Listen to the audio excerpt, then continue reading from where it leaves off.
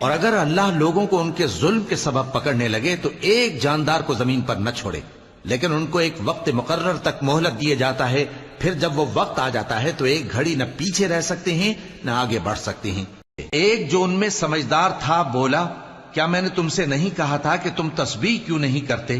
دوسرے کہنے لگے کہ ہمارا پروردگار پاک ہے، بے شک ہم ہی قصوروار تھے۔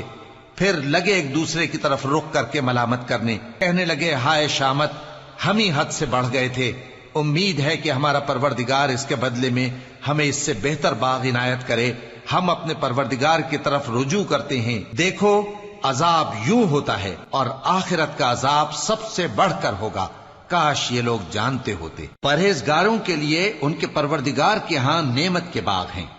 کیا ہم فرما برداروں کو نافرمانوں کی طرح نعمتوں سے محروم کر دیں گے؟ تمہیں کیا ہو گیا ہے؟ کیسی تجویزیں کرتے ہو؟ کیا تمہارے پاس کوئی کتاب ہے جس میں یہ بات پڑھتے ہو کہ جو چیز تم پسند کرو گے وہ تم کو ضرور ملے گی؟ یا تم نے ہم سے قسمیں لے رکھی ہیں جو قیامت کے دن تک چلی جائیں گی کہ جو کچھ تم طے کر لو گے وہ تمہارا ہوگا؟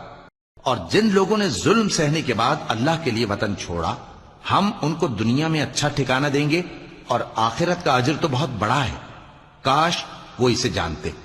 یعنی وہ لوگ جو صبر کرتے ہیں اور اپنے جو اللہ کے رستے سے روکتے اور اس میں کجی چاہتی ہیں اور وہ آخرت کا بھی انکار کرتے ہیں، یہ لوگ زمین میں کہیں چھپ کر اللہ کو ہرا نہیں سکتے اور نہ اللہ کے سوا کوئی ان کا حمایتی ہے۔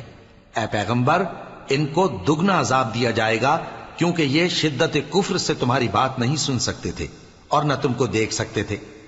یہی ہیں جنہوں نے اپنے آپ کو خسارے میں ڈالا اور جو کچھ یہ افترا کیا کرتے تھے ان سے جاتا رہا۔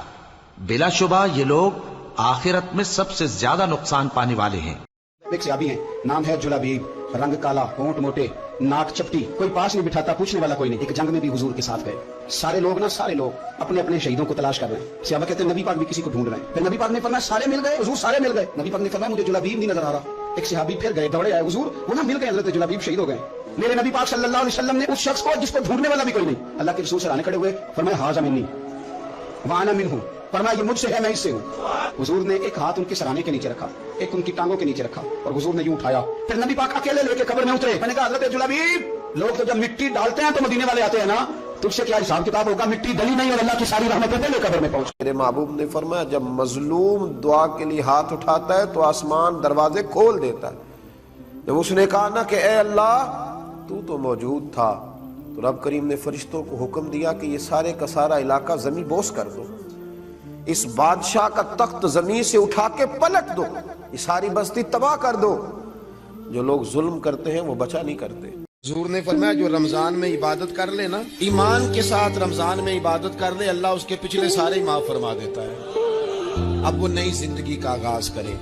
جس نے شب قدر پہ رو رو کے توبہ کی ہے وہ رمضان کے بعد کرپشن چھوڑ دے، جھوٹ چھوڑ دے، بددیانتی چھوڑ دے، دل دکھانا چھوڑ دے۔ جس نے رمضان میں روزے رکھے، تراویح پڑھی ہے، وہ نئی زندگی کا آغاز کرے، خدا کی رحمت سے گناہ معاف ہو گئے۔ نبی پاک نے فرمایا جس نے 3 مرتبہ اعوذ باللہ پڑھی اور ایک بار سورہ حشر کی آخری 3 آیتیں پڑھی، ایک دفعہ صبح پڑھے ایک دفعہ شام پڑھے، نبی کریم علیہ السلام فرماتے ہیں اگر صبح پڑھے گا تو 70,000 فرشتے شام تک، اور اگر شام کو پڑھے گا تو 70,000 فرشتے صبح تک پڑھنے والے بندے کی مغفرت کی دعا مانگتے رہیں گے۔ میرے نبی نے فرمایا میرا امتی مرد عورت بشر ہے، انسان ہے، سب سے گناہ ہو سکتا ہے اور بڑے سے بڑا گناہ ہو سکتا ہے، لیکن 2 گناہ کی میں توقع نہیں رکھتا۔ سنو اپنے نبی کی امید دیکھو، آپ نے فرمایا مجھے امید ہے میرا امتی 2 گناہ نہیں کرے گا، باقی جو مرضی کرے 2 نہیں کرے گا، ایک جھوٹ کبھی نہیں بولے گا، ایک دھوکہ کبھی نہیں دے گا۔ نبی پاک صلی اللہ تعالیٰ علیہ وسلم نے فرمایا کچھ لوگ کھلم کھلا گناہ کریں گے قیامت کے قریب۔ یا رسول اللہ صلی اللہ علیہ وسلم وہ کس طرح؟ تو حضور فرماتے ہیں انہوں نے رات کو غلطی کی تھی، رب نے ان کی غلطی پر پردہ ڈال دیا، انہوں نے سویرے اٹھ کے خود لوگوں کو بتانا شروع کیا۔ فرمایا جب انہوں نے اللہ کے پردے کو کھولا تو پھر رب نے بھی ان کا پردہ کھول دیا۔ او میرے دوستو بتاؤ نا، جس کے رب پردے کھول دے پھر کون ہے جو اس کی پردہ داری کرے؟ حضرت خالد بن ولید رضی اللہ تعالیٰ عنہ ساری زندگی میدان میں گزاری، پورے جسم میں 1 انچ جگہ باقی نہیں تھی جہاں زخم نہ ہو، ساری زندگی میدان میں رہے، لیکن آخری وقت روتے تھے، فرماتے تھے اس کی بے نیازی دیکھو، میں شہادت کے لیے میدان میں رہا لیکن شہادت میرا مقدر ہی نہیں تھی۔ اور پھر آخری وقت بھی फरमाया मेरा घोड़ा, मेरे कपड़े, मेरी जिरा, मेरी तलवार ये किसी मुजाहिद को दे देना। चलो मैं अब जहाद में नहीं हूं तो मेरा सामान तो जहाद में रहे। अबू फरमाने लगे तुम्हें पता है जब किसी के घर में बेटी पैदा होती है हुजूर क्या होता है? फरमाया मेरा मालिक 2 फरिश्ते भेजता है। फरमाया वो आके घर वालों को सलाम कहते हैं, जिन्नों और इंसानों के अलावा सारी दुनिया उनके सलाम को सुनती है। फरमाया फिर वो फरिश्ते अपने परों से उस बेटी को ढांप लेते हैं और फिर उसके सर पर फेरते हैं और फरमाया फिर वो उनके बाप को कहते हैं इनकी सही तरह परवरिश करना। फिर उनके जिम्मेदारों को कहते हैं, उनके खानदान के